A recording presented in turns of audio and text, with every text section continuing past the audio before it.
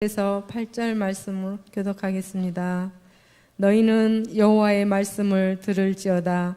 너는 일어나서 산을 향하여 변론하여 작은 산들이 내 목소리를 듣게 하라 하셨나니 너희 산들과 땅의 견고한 지대들아 너희는 여호와의 변론을 들으라. 여호와께서 자기 백성과 변론하시며 이스라엘과 변론하실 것이라. 이르시기를 내 백성아 내가 무엇을 내게 행하였으며 무슨 일로 너를 괴롭게 하였느냐. 너는 내게 증언하라. 내가 너를 애굽 땅에서 인도해 내어 종노릇하는 집에서 속량하였고 모세와 아론과 미리암을 내 앞에 보냈느니라. 내 백성아 너는 모압 왕 발락이 꾀한 것과 부올의 아들 발람이 그에게 대답한 것을 기억하며 시딤에서부터 길갈까지의 일을 기억하라.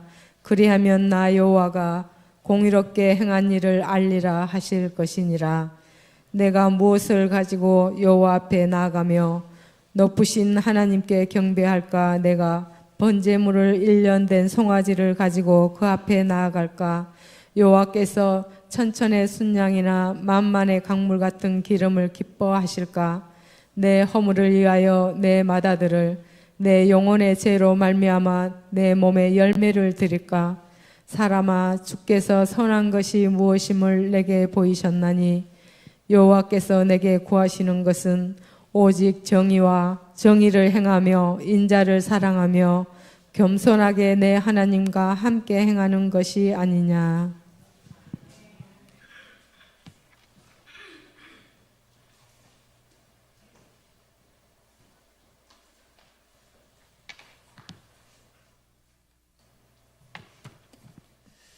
샬롬, 할렐루야. 매주 이렇게 예배가 거듭될수록 빈자리가 더 채워지는 것 같습니다. 아멘이시죠? 너무 보기 좋습니다. 오늘도 우리가 하루를 굉장히 이제 분주하게 살아왔는데요. 서로를 위해서 좀 격려했으면 좋겠습니다. 오늘 하루 은혜 가운데 잘 사셨습니다. 너무 수고하셨습니다. 네. 감사합니다. 오늘이 무슨 날인지 아십니까? 수요일 날 이 질문 한번 드렸었죠, 그죠? 네, 수능 전날이었죠. 오늘은 수능 다음 날입니다. 네, 큰 의미는 없을 수 있지만 하나님께서 오늘도 하나님이 창조하신 날입니다. 네, 하나님은 사실 매일매일 한번 그냥 만들어 놓으시고 그냥 알아서 돌아가게끔 이렇게 그냥 기계적으로 이렇게 만드신 것이 아니라 사실 하나님께서는 매일을 우리에게 새롭게 허락해 주시죠. 물론 이 말씀도 잘못 오해하셔서 하나님 매일 창조한다는 게 다 갈아엎고 새로 만들고 이런 개념이 아닙니다. 태양을 다시 뜨게 하시고 지게 하시고 하는 이 모든 것 가운데 하나님이 다 주관하신다는 겁니다. 그냥 멀찌감치 그냥 떨어져서 그냥 관망만 하고 있지 않다는 차원에서 말씀을 드렸고요. 그런 차원에서 오늘은 11월 15일이죠. 네, 날짜를 기억하신 분들 대단하십니다. 보통 막 정신이 없으니까 오늘 며칠이더라, 무슨 요일인지도 사실 잊을 때가 있는데 벌써 11월 15일입니다. 2024년 얼마 남지 않았죠, 그죠? 이제 한 달 반이면 이제 새해를 맞이해야 되고 한 해를 마무리해야 될 이 시점까지 왔습니다. 한번 이렇게 돌아보시면 굉장히 많은 일들이 있었을 것입니다, 그죠? 특별히 올해는 더 그랬을 텐데요. 오늘 하루 그냥 아침부터 저녁까지 여기 나오기까지 그냥 하루 종일 푹 주무시다 오신 분 안 계시죠? 다들 굉장히 분주하게 사셨을 겁니다. 정말 아까 우리가 인사 나눈 것처럼 정말 수고 많이 하셨을 것이고 지친 분도 있으실 것입니다. 그런데 우리가 오늘 이 시점에서 한번 좀 우리의 삶을 한번 돌아봤으면 좋겠는데요. 분명히 우리가 분주하고 희생하고 소진되고 고갈되어서 지친 상태로 매일의 일상을 반복해서 살아가고 있습니다. 그런데 무엇을 위하여서 우리가 이렇게 살아가고 있는가? 뭐 때문에 우리는 이렇게 반복적으로 피곤하고 수고로운 삶을 살아가고 있는가? 또 한 가지. 그러면 그렇게 산 결과가 뭔가? 우리가 그렇게 수고하며 살았던 삶의 열매를 지금 어떤 것을 결실하고 있는가? 한번 되돌아보면 좋겠습니다. 오는 주일이 무슨 주일로 섬기죠? 추수감사 주일로 섬깁니다. 1년이라는 이 시간들 가운데 계절을 따라서 요즘은 뭐 농사 짓는 분들은 또 일부시고 또 생산직 뭐 여러 가지 직업이 워낙 많아졌으니까 딱 이렇게 정산을 하는 어떤 한 해를 마무리하고 추수를 한다는 개념이 굉장히 약할 수 있어요. 그죠? 12월 31일이 되어야 이제 결산이 이제 우리가 좀 체감이 될 텐데 사실 예전 그 개념으로 보면 농사를 짓던 그 시절에는 이 11월이 사실 한 해를 마무리하는 시간이죠. 그러고 나면 이제 농한기로 들어가죠. 그죠? 가을에는 뭐 심을 것도 없고 이렇게 되는데 무엇을 하면서 살아왔고 무엇을 위해서 살아왔고 실제로 지금 우리가 뭘 결실하고 있는가를 한번 이렇게 돌아보실 때에 그것을 평가하고 점검하기 위해서는 기준이 필요합니다. 뭘 근거로 이렇게 판단하고 생각하는가, 점검하는가, 이제 그 기준이 필요할 텐데요. 세상 사람들은 어떤 자기들 나름대로 또는 세상이 여태까지 정해온 어떤 기준을 가지고 자신을 평가하고 남도 평가할 것입니다. 그러나 성도는 뭘 기준으로 평가해야 될까요? 하나님의 말씀이 일단 기준이 되어야 되고 실존적으로 보면 하나님께서 우리를 지금 어떻게 보시느냐가 중요합니다. 그렇죠? 하나님께서 우리의 삶을 어떻게 바라보고 계시고 어떻게 평가하고 계시는가 이것이 사실은 제일 중요합니다. 왜냐하면 하나님께서 심판자가 되시거든요. 1차적으로. 그런데 구원자이시면서 동시에 심판자가 되신다 하면 우리하고는 굉장히 관계적으로는 낯설 수 있습니다. 한마디로 소방구조대원이 우리 집에 불이 나면 119 전화하죠. 그럼 와서 우리 꺼내주죠. 그럼 우리는 고맙습니다 하고 살려줘서 감사합니다 하고 나면 그 다음에 어떻게 되죠? 그분은 자기 집으로 돌아가고 우리는 또 우리의 거처로 돌아가고 평생 한번 볼까 말까 하지 않습니까?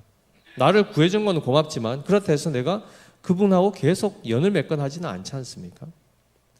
판사 앞에서 심판, 재판을 받을 때도 마찬가지입니다. 그 선고가 끝나고 형이 집행되거나 뭐 무혐의로 풀려나거나 그러고 나면 그 판사하고 우리는 관계가 없는 사람이 되겠죠. 마치 하나님을 그러한 하나의 어떤 기능적인 차원에서 우리의 구원자가 되기도 하고 우리의 심판자가 되기도 한다 그러면 그냥 단회적으로 한번 경험하고 나면 그냥 끝나는 관계가 될 것입니다. 그런데 하나님은 우리의 아버지가 되십니다. 우리의 부모가 우리의 자녀를 양육할 때 때로는 칭찬하기도 하고 때로는 선물을 주기도 하고 때로는요 매를 대기도 하고 꾸짖기도 합니다. 목적이 어디 있습니까? 자기 만족입니까? 내가 기분 좋으니까 얘들아 받아라 하면서 막 주머니에서 막 꺼내주고 막 이러십니까? 아니면 내 눈에 거슬리니까 막 분노가 나서 막 이리 와 도저히 못 참아 오늘은 가만히 두지 않겠어 이렇게 하고 막 분풀이를 하십니까? 우리가 그들에게 칭찬을 하든 때로는 벌을 주든 그 모든 것은 누구를 위함입니까? 자녀를 위함입니다. 우리의 자녀들은 이해를 할 수 없죠. 제발 좀 가만히 놔뒀으면 좋겠는데 하나님께서 우리에게 어떠한 분이신가가 굉장히 중요한 포인트가 되죠. 하나님은 우리의 아버지이시면서 동시에 우리를 돌보시며 기르시며 때로는 징계하십니다. 따라서 하나님께서 우리를 어떻게 바라보고 계시는가가 사실은 우리 자신의 삶을 점검하고 평가하는 데는 굉장히 중요하죠. 놀랍게도 이런 차원에서 오늘 이 미가서 말씀을 함께 살펴보면서 하나님이 우리를 어떻게 바라보고 계시는가를 한번 우리가 좀 심도 있게 살펴보겠습니다. 참고로 이 미가 선지자, 미카라는 이 이름의 뜻은 누가 여호와와 같은가? 다른 말로 하면 주와 같은 신이 주님과 비교할 만한 신이 도대체 어디 있는가? 이런 뜻을 가지고 있는 이름입니다. 그런데 이 미가 선지자는 우리가 잘 아는 구약의 유명한 선지자 누가 있습니까? 아시는 분 한번 이야기해 보십시오. 예레미야, 엘리야, 다니엘,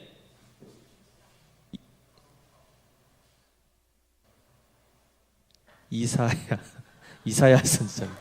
이사의 힌트를 드렸는데, 네. 이사야 선지자가 이 미가 선지자와 동시대에 활동했던 선지자입니다. 그냥 한 선지자가 전국을 그냥 다 이렇게 다스리면 좋겠는데 그렇지 않죠. 이스라엘 땅도 굉장히 넓습니다. 그래서 하나님께서 각 지역마다 이렇게 또 선지자들을 활동하게 하셨죠. 그 가운데 이 미가 선지자는 그가 활동했던 당시에 어떤 사건을 경험하게 되냐면 북이스라엘, 즉 야곱의 12아들로부터 시작되는 이 12지파 가운데 10지파가 속해 있는 이 북쪽 이스라엘이 아수르에 의해서 멸망당하는 것을 목도한 사람입니다. 국가가 전쟁으로 인해서 침략을 당해서 가족들이 포로로 잡혀가고 왕이 죽임을 당하고 하는 이런 일들을, 그리고 국가가 완전히 진멸당하는, 짓밟히는 이것을 목도한 선지자입니다. 그럼 그가 그 당대에 이미 그것을 이미 보았고, 그리고 여전히 지금 누가 남아있죠? 유다라는 이 지역, 남쪽 유다가 남아있습니다.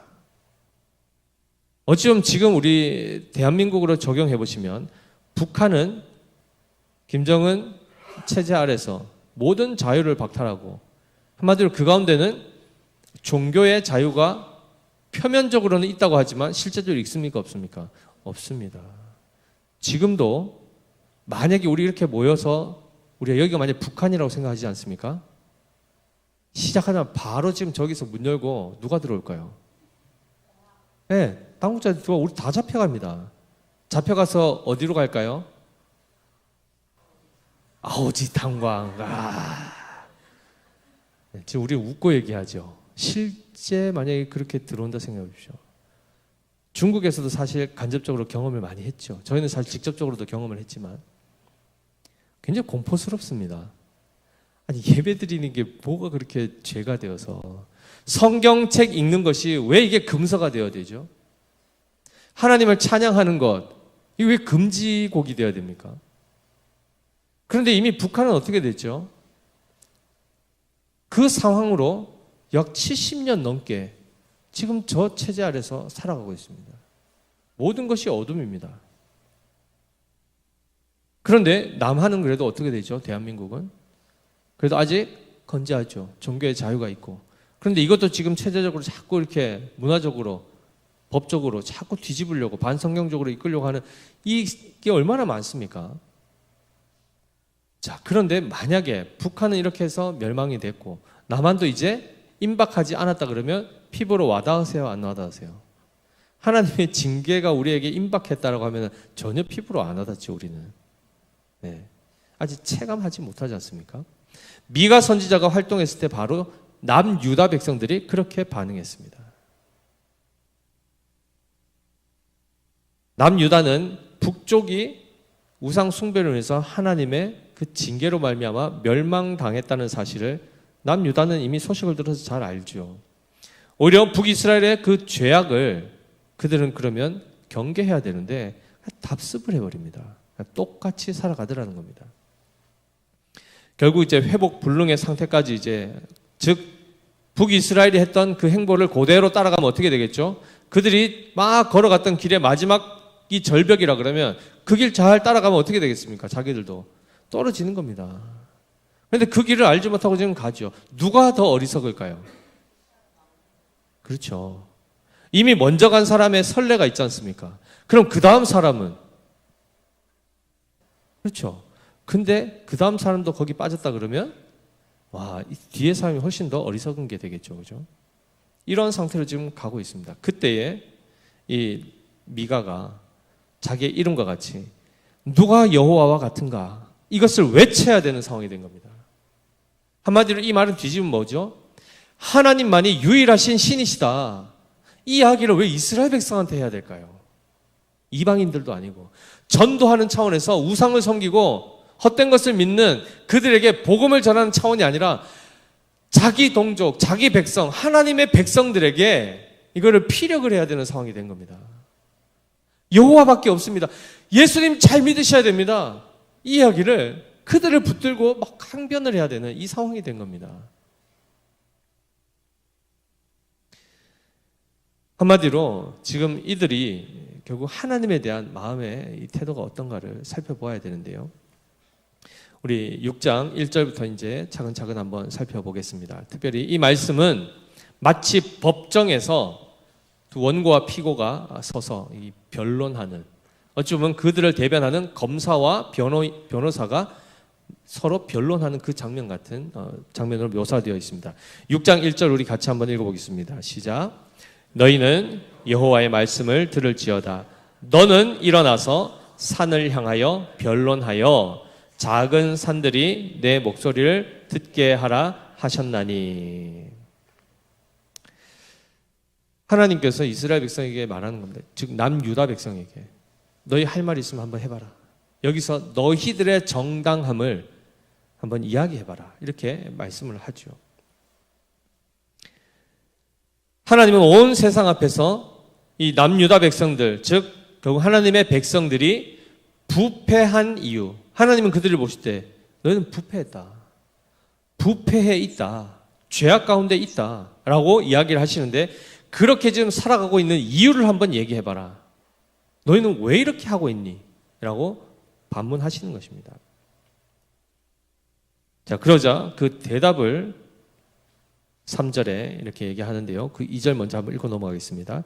너희 산들과 땅의 견고한 지대들아, 너희는 여호와의 변론을 들으라.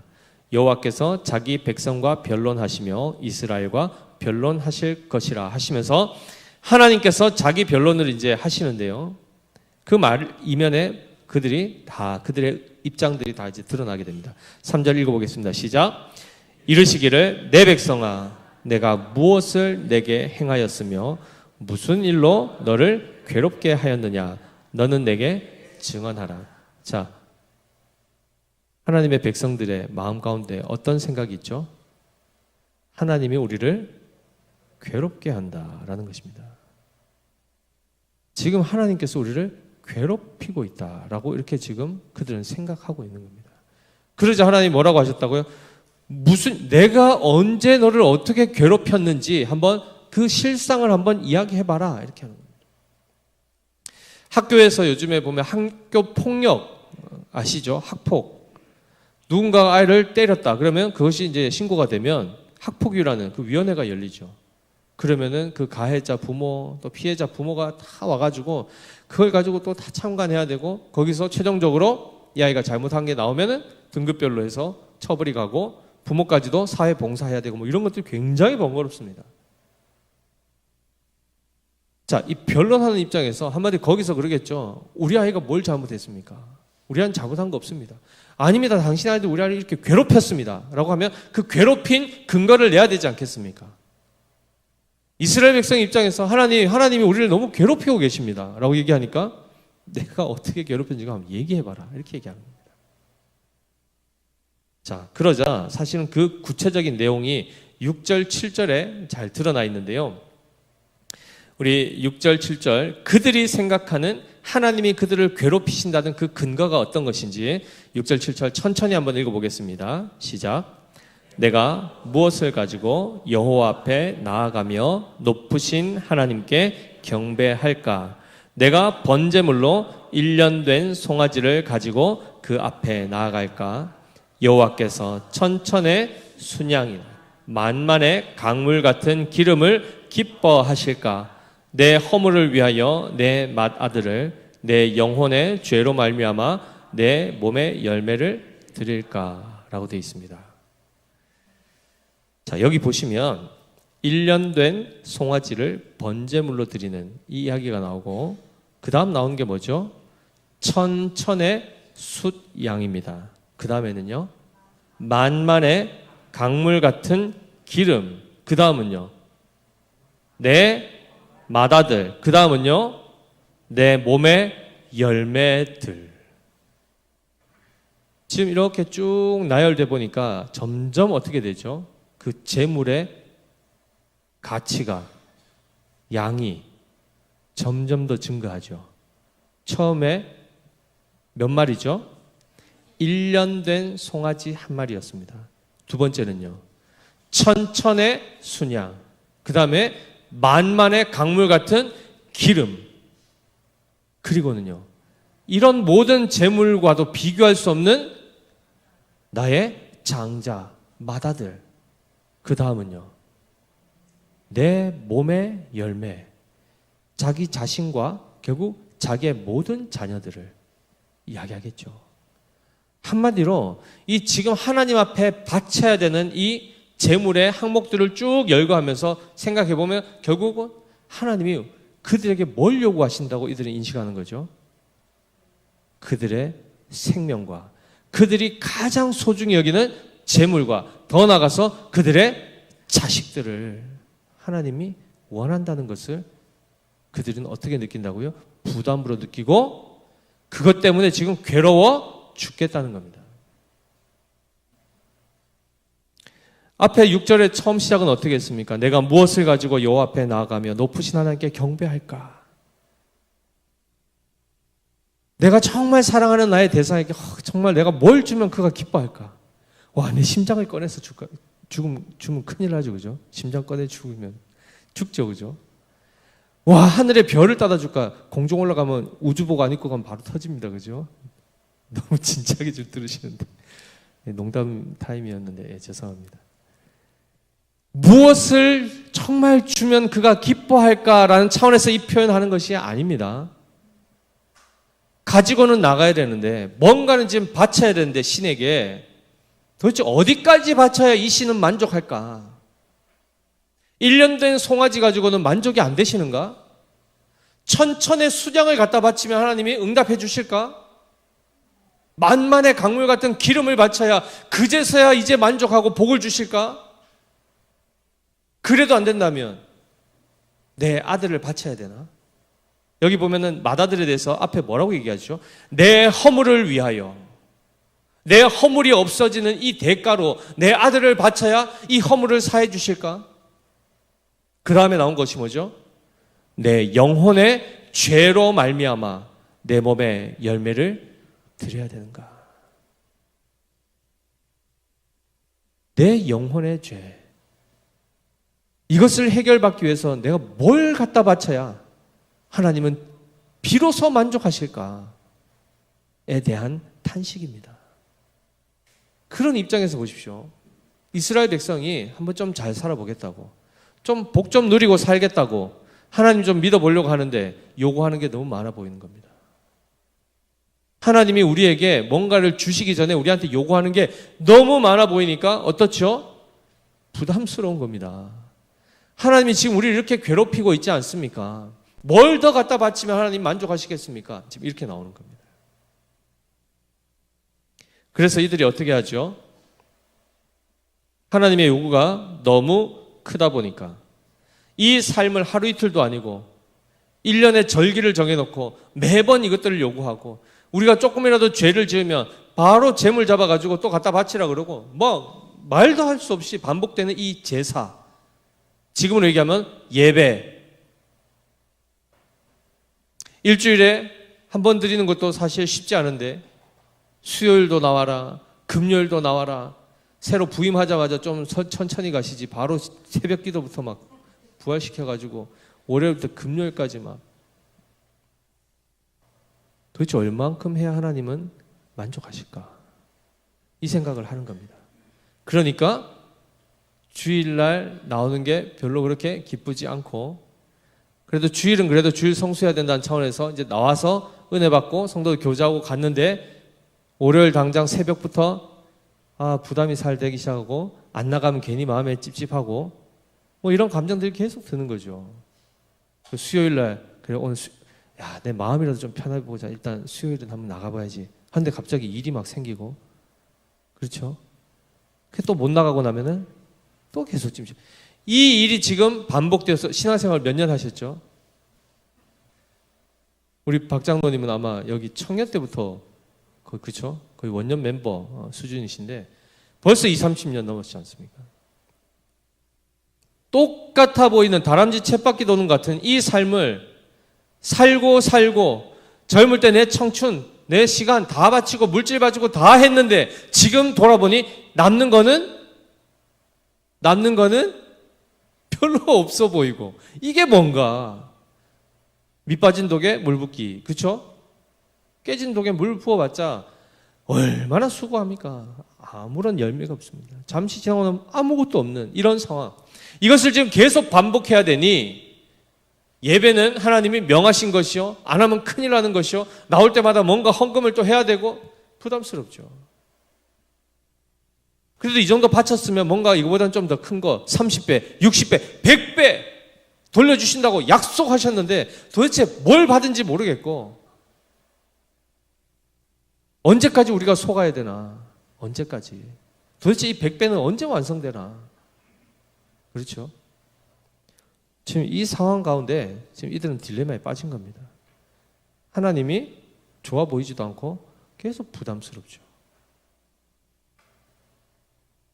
하나님께서 그들에 대해서 그러한 마음의 태도를 가지고 하나님에 대해서 그런 인식을 가지고 있는 이 하나님의 백성들에게 하나님이 변론하시죠. 어떻게 하시는가? 3절, 4절, 5절을 읽어볼 텐데요. 아까 3절 한 번 더 읽고 넘어가겠습니다. 시작.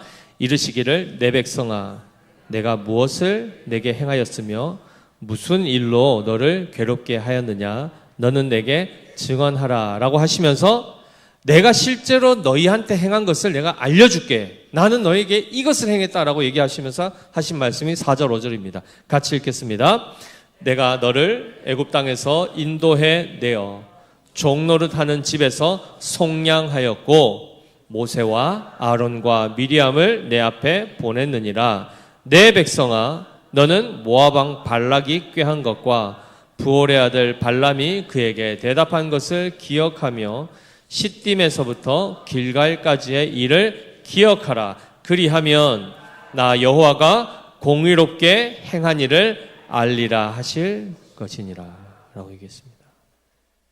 지금 세 가지 사건을 하나님이 언급하십니다. 첫 번째가 뭐죠? 내가 너를 애굽 땅에서 인도해 내어 종노릇 하는 집에서 속량했다. 두 번째는요, 부올의 아들 발람이 그에게 대해서 대답한 것, 즉 모압 왕 발락에게 그것을 이야기한 그 내용들 한번 기억해봐라. 나중에 살펴볼 것입니다. 그 다음에 시딤에서부터 길갈까지의 일을 기억해라. 이 세 가지, 그 세 가지를 다시 곱씹어보고 되새겨보면 그 가운데서는 하나님이 그들에게 공의롭게 행한 것밖에는 너희가 확인하지 못할 것이다. 그것만 확인하게 될 것이다 얘기합니다. 자, 첫 번째 우리가 잘 아시죠? 출애굽기 12장 12절 13절 말씀에는 이렇게 되어 있습니다. 내가 그 밤에 애굽 땅에 두루 다니며 사람이나 짐승을 막론하고 애굽 땅에 있는 모든 처음 난 것을 다 치고 애굽의 모든 신을 내가 심판하리라. 나는 여호와라. 내가 애굽 땅을 칠 때에 그 피가 너희가 사는 집에 있어서 너희를 위하여 표적이 될지라. 내가 피를 볼 때에 너희를 넘어가리니 재앙이 너희에게 내려 멸하지 아니하리라. 하나님이 그들에게 뭘 베푸셨죠? 구원을 베푸십니다. 다 죽일 때에 너희만 내가 살려뒀다. 그 이야기를 일단 하십니다. 자, 그 다음에 민수기 22장 12절을 보시면 하나님이 발람에게 이르시되 너는 그들과 함께 가지도 말고 그 백성을 저주하지도 말라. 그들은 복을 받은 자들이니라 라고 얘기하십니다. 한마디로 이스라엘 백성이 출애굽에서 광야 40년을 지나 이제 가나안 땅으로 들어가기 전에 요단 건너편, 거기가 바로 모압 땅입니다. 그런데 그 모압을 지나가야 되는데 모압 왕 입장에서 보면 이스라엘 백성들이 자기들을 칠 것 같으니까 두려워서 어떻게 하죠? 그들을 칠 방법을 보니까 전쟁, 무력으로는 못 이기더라는 겁니다. 이미 다른 나라들이 자기들보다 더 강한 나라들도 다 전쟁에 졌거든요. 그래서 그가 꾀를 낸 것이 바로 선지자를 통해서 저주하기를 원했죠. 그래서 그를 엄청난 돈을 주고 고용을 합니다. 그때에 그에게 하나님이 말씀하신 것이 바로 이것이죠. 발람이라는 이 선지자에게 발람에게 이르시되 너는 그들과 함께 어떻게 하여? 가지 말라. 그리고 그 백성 저주하지도 말라. 왜요? 그들은 복을 받은 자들이기 때문이다. 하나님이 복 주신 자들이기 때문에 손도 대지 마라. 이렇게 얘기하신 겁니다. 바로 이 사건이 두 번째 사건이죠. 한마디로 하나님이 그들에게 뭘 하셨다는 겁니까? 축복, 복 주신다는 거, 복을 주셨다는 겁니다. 자, 그다음 마지막 시딤에서부터 길갈까지의 일이 무엇인가? 여호수아 3장 1절을 보시면 또 여호수아가 아침에 일찍이 일어나서 그와 모든 이스라엘 자손과 더불어 시딤에서 떠나 요단에 이르러 건너가기 전에 거기서 유숙하니라 라고 되어 있습니다. 그런데 여호수아 2장 1절 한번 띄워주십시오.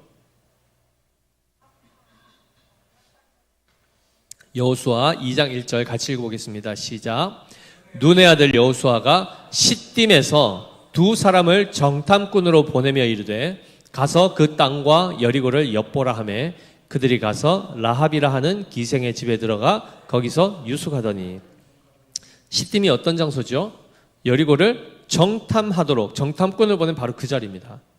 이해되셨죠? 자, 그 다음에 길갈을 살펴볼 텐데요. 여호수아 4장 20절 말씀, 여호수아 4장 20절에 가보시면 읽어보겠습니다. 시작.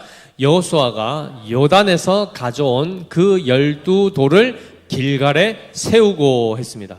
요단강을 건너면서 그 건넜다는 그 강물이 말라서 마른 땅이 되었다는 그 증표로 그 강 속에 있던 12돌을 취합니다. 돌을 12개를 취해서 꺼내 나오죠. 그리고 나서 요단강을 건넌 다음에 어떻게 하죠? 길갈이라는 그 지역에 이 돌을 세웁니다. 그리고 그 길갈에서 이들이 할례를 행합니다. 그 다음에 바로 그들이 할례 이후에 전쟁한 것이 바로 여리고성입니다. 요단을 딱 건너자마자 바로 그들이 만난 장소가 바로 길갈입니다. 자, 그러면 정탐꾼을 보내었던 그 시딤에서부터 요단강을 실제로 건너 가나안에 입성한 그 길갈이라는 데까지 있었던 일들을 생각해 보십시오. 하나님이 40년 넘게 그들에게 무엇을 행했습니까?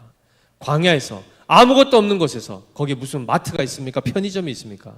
광야는 불뱀과 정갈과 이런 그 죽음의 땅입니다. 농사를 지을 수 있었습니까?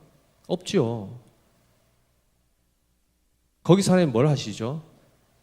만나를 내려주시고 그들을 먹이시죠. 반석에 물을 내셔서 그들을 마시게 하시죠. 뜨거운 태양빛 아래 그들이 쓰러지지 않도록 구름으로 덮어주시고 밤에 얼어 죽지 않도록 보일러를 빵빵히 떼어주셨지 않습니까? 불기둥으로. 하나님이 40년 동안 그들이 뭘 하신 겁니까? 그들을 기르신 겁니다. 자, 그럼 보십시오. 애굽에서 건져내시고 그 다음에 그들에게 축복하시고 광야에서 먹이시고 입히시고 기른 것 말고 하나님이 그들에게 한 게 뭐 또 딴 게 있습니까?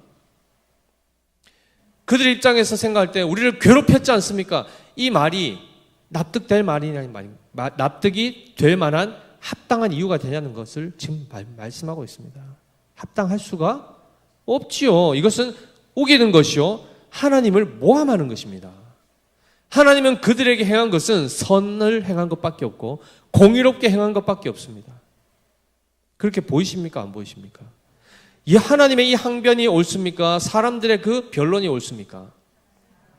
하나님의 항변이 옳지 않습니까? 옳지요. 옳지요. 한마디로 하나님께서는 그들에게 무엇을 주셨냐면 우리가 잘 아시다시피 출애굽할 때 아까 피 얘기가 나왔죠. 그 피가 누구의 피였습니까? 양의 피였죠. 그죠? 그 당시 아직 예수님 안 태어나셨죠. 그죠? 양의 피였습니다. 네. 너무 빠르게 이렇게 나가셨어요. 네. 양의 피, 그 어린 양을 죽여서 그 피를 발라 거기서부터 생명을 지켜주시고 구원했지 않습니까? 그 피가 누굽니까? 나중에 우리에게 적용하면 예수 그리스도의 피입니다. 예수 그리스도가 누구시죠? 주는 그리스도시요 살아계신 하나님의 아들이십니다. 유일하신 아들이십니다. 우리가 예전에 고백할 때 독생자 예수 그리스도, 독생자라는 표현을 썼죠. 독생자와 독자의 차이가 뭘까요?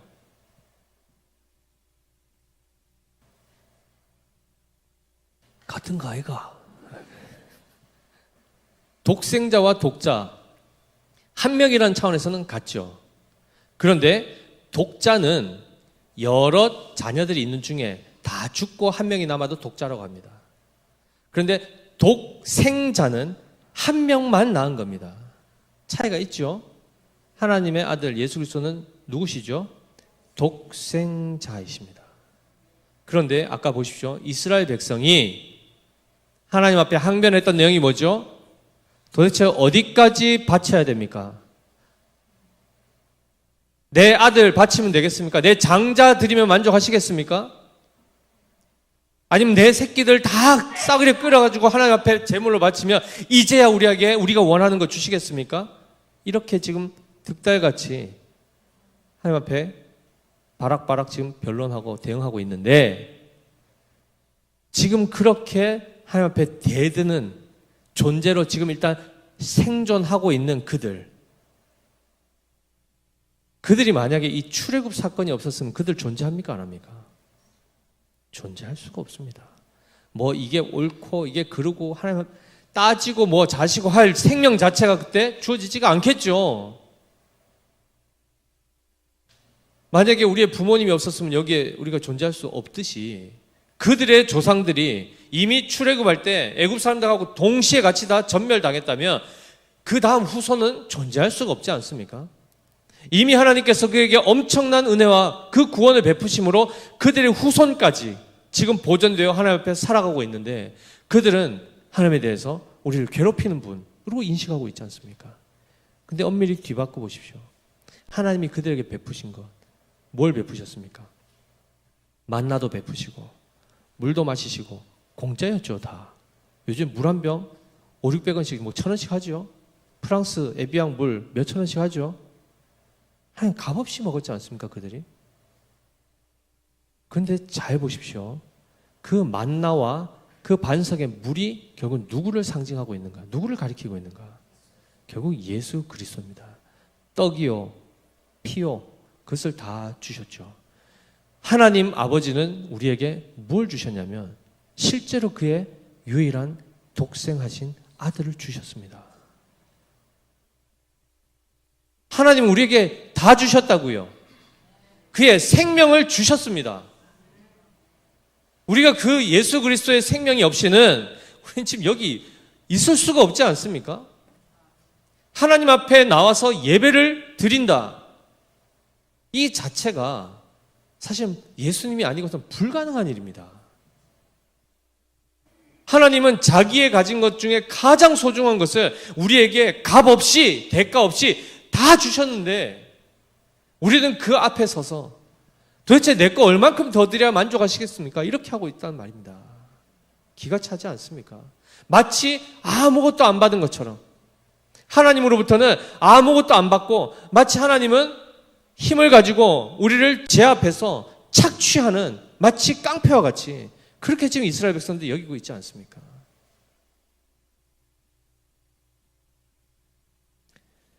그런데 하나님께서 그들의 오해를 다시 바로 잡아주시죠. 그들은 생각하기에 하나님이 우리한테 너무 심한 걸 요구하신다.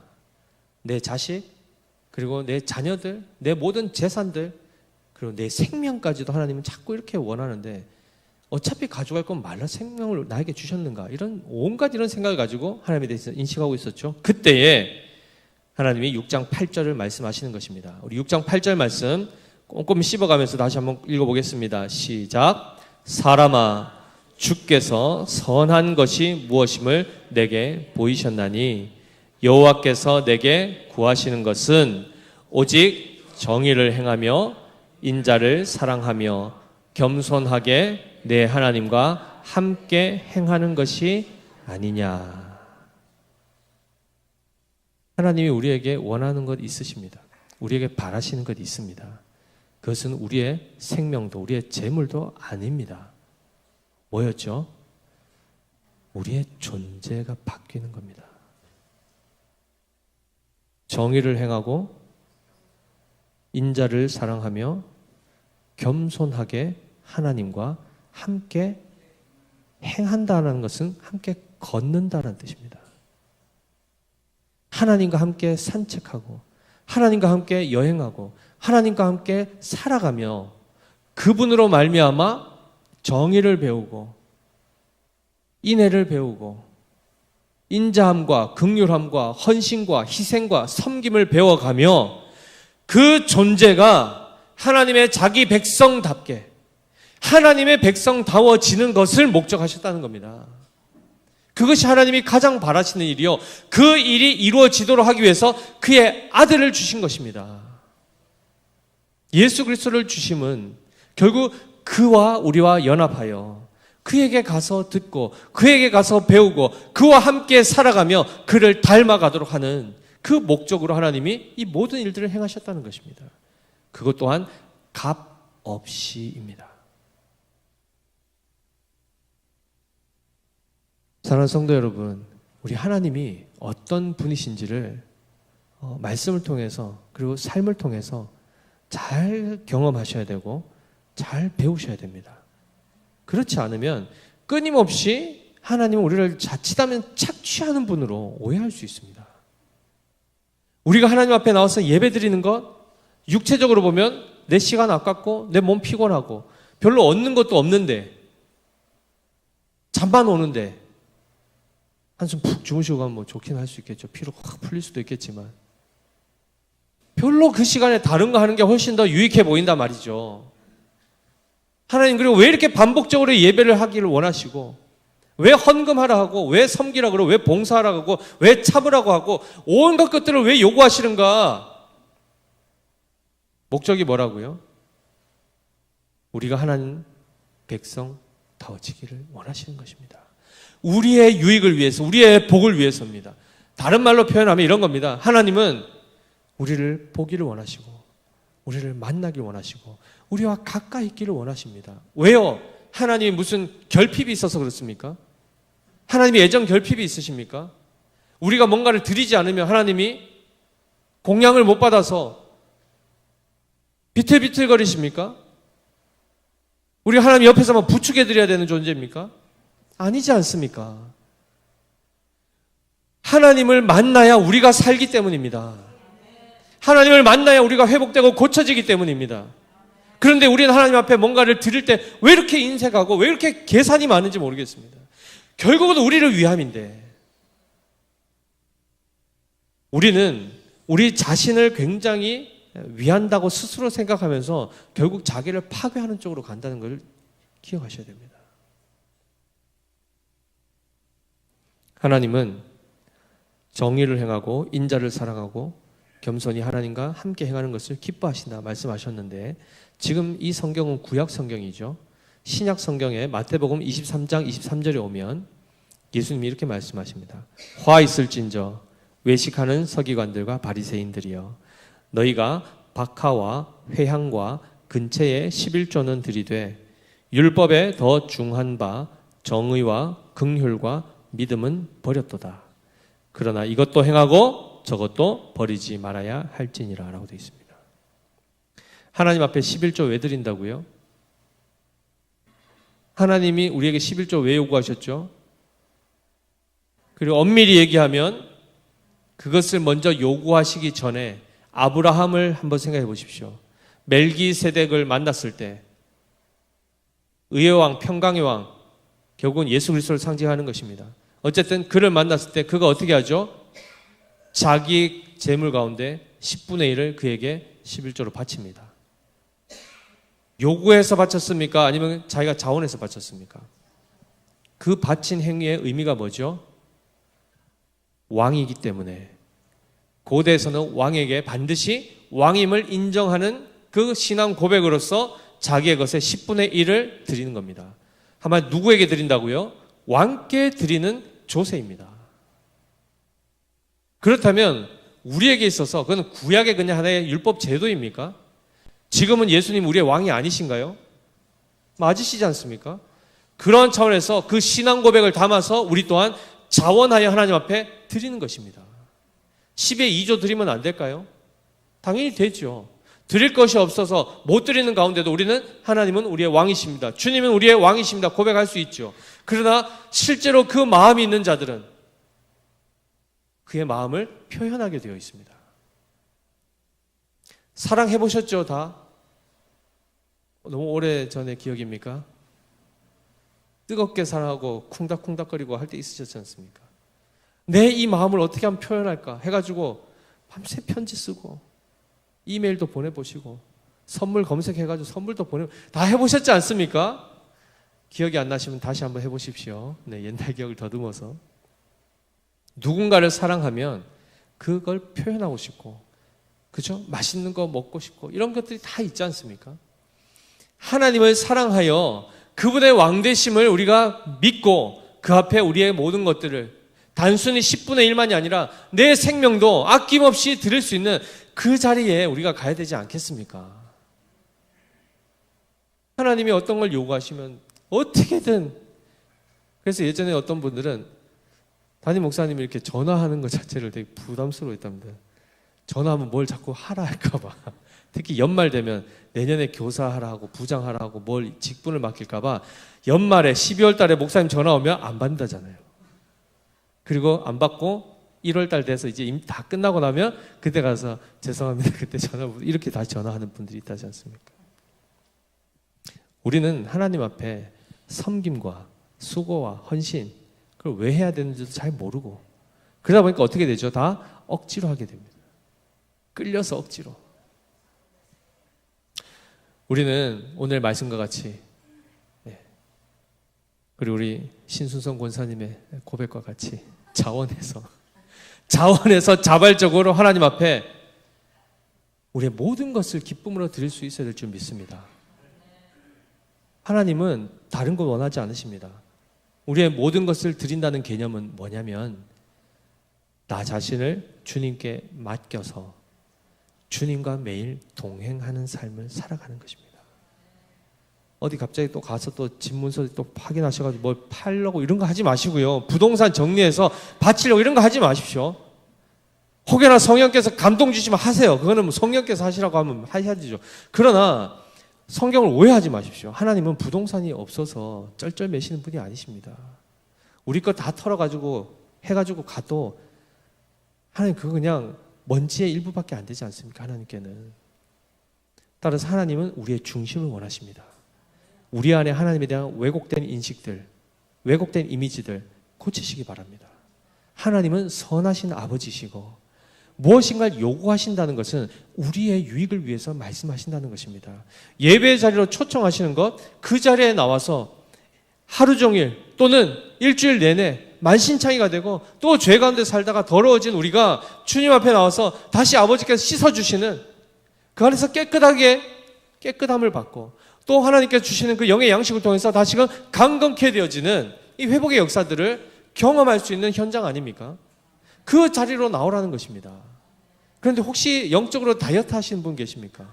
난 영적으로 너무 많이 살쪄가지고 너무 과하다. 말씀 너무 많이 봐가지고 더 들으면 막 토할 것 같아. 이렇게 계십니까 혹시? 우리 다 영적으로 보면 거의 아이돌 저리 가라 할 겁니다. 빼빼 말라가지고 정말 피골이 상접해 있을 것입니다. 우리의 영혼 하나님의 말씀 아니고는 살찔 길이 없습니다. 말씀의 자리를 그래서 사모하시라는 것입니다. 집에 앉아서 유튜브 가급적이면 피하십시오. 필터링이 안 되기 때문에 굉장히 왜곡된 것들이 많습니다. 제 설교가 부족할 수는 있습니다. 그러나 하나님께서 믿음의 교회에 어쨌든 가장 적합한 그래도 지금 이 시점에 그래서 보내주셨지 않습니까? 많이 들으시면 되지 않습니까? 그럼 대부분 그러시죠. 그냥 카톡으로 좀 보내주세요. 보내드릴 수도 있죠. 그러나 현장에 나와서 저를 만나러 오시는 것도 아니고 성도들이 아니고 1차적으로 하나님께서 특별히 하나님을 사모하는 그래요 교회가 정한 이 시간에 하나님이 우리를 부르시고 그 자리에서 하나님을 만나러 오십시오. 이러면 또 벌써 다른 반론들이 마음에 들죠. 그죠? 하나님은 무소부재하신데 신학적인 건 또 다 배우셔가지고 우리 집에도 계시던데 꼭 굳이 이 자리에 나와야 되는가? 동대구로 14길 15-28에 꼭 와야 되는가? 오십시오. 은혜의 현장에서 바른 말씀을 생동감 있게 들으시고 함께 여기서 합심하여 기도하셔야 됩니다. 특별히 금요 철야 기도회 때 보십시오. 말씀 듣고 나면 우리 같이 찬양하고 또 기도하지 않습니까? 이 기도의 현장은 집에서 혼자 못 누리시지 않습니까? 그렇죠. 아파트에서 주야 했다가는 바로 민원 들어오지 않습니까? 참고 발언인데 지금 11월 1일부터 21일까지 대부분의 많은 한국교회가 뭘 하고 있죠? 어떻게 아시죠? 다니엘 기도회라는 것을 하고 있습니다. 그 나름의 유익은 있을 것입니다. 미자립 교회, 작은 교회, 지방의 개척교회, 기도회 하나 이렇게 제대로 하기 어렵고 어떤 뭐 외부 강사 초청하기도 어려운 교회들은 그 기간을 통해서라도 그래도 기도를 회복하고 하는 시간들이 있겠지만 또 많은 경우에는 이게 자칫 우리의 잘못된 습관을 기르게 합니다.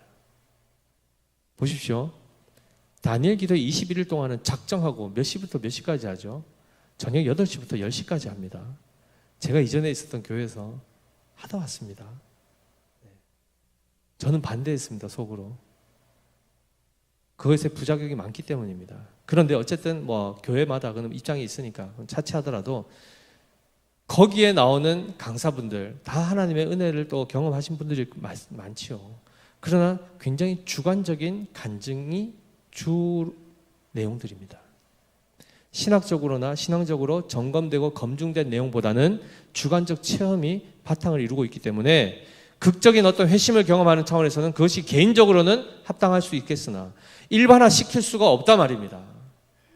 하나님이 각자를 부르시는 것이 다른데 마치 그것이 하나의 기준이 되면 나는 상대적 박탈감을 느끼기도 하고 저 사람 하나님이 저렇게 은혜를 주셔서 반전의 삶을 사는데 나는 뭔가 이런 일들도 경험하게 될 것이고 많은 부작용들이 나타납니다. 따라서 저희는 안 했습니다. 앞으로도 안 할 겁니다. 그리고 우리는 금요 기도회가 있고 수요 저녁 예배가 있고 그 예배의 자리만 성실하게 나오셔서 바른 말씀으로 양육받으시고 기도하시면 우리의 영혼은 다니엘 기도 안 해도 하나님으로 충만하게 됩니다. 그리고 그 안에서 변화되게 됩니다. 자라가시게 됩니다. 아멘이시죠? 따라서 예배 자리를 사모하시고 특별히 기도하는 자리 사모하십시오. 말씀과 기도로 거룩해집니다. 기도 1시간 너끈히 하시는 분들 말씀 1시간 너끈히 읽으셔야 됩니다. 대부분 안 그러실 거죠. 그죠? 한쪽으로 대부분 다 치우쳐져 있을 것입니다. 지금부터 훈련하셔서 그 밸런스를 맞추셔야 됩니다.